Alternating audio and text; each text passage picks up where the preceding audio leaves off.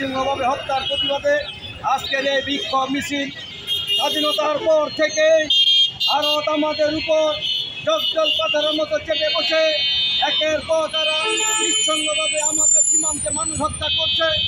আপনারা জানেন, একমাত্র আমার নেতা ডাক্তার প্রতিষ্ঠাতা সভাপতি জনাব শফিউল আলম প্রধান ভারতের বিরুদ্ধে আঙ্গুল তুলে কথা বলতেন।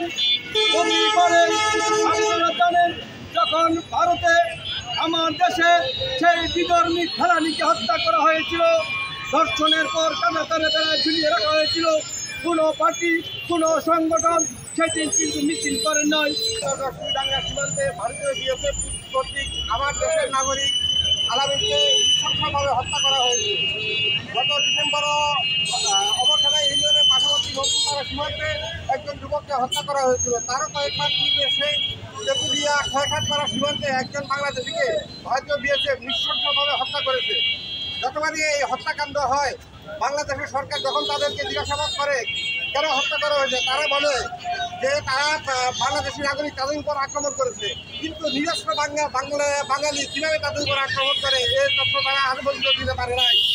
তাছাড়া 2005 সাল গত 7 বছরে এই পর্যন্ত বাংলাদেশে 205 জন বাঙালিকে ভারত নৃশংসভাবে হত্যা করেছে।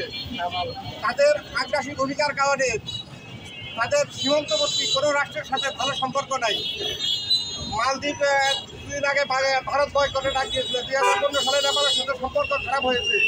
এভাবে তাদের প্রতিবেশী রাষ্ট্র কারোর সাথে সম্পর্ক ভালো নেই।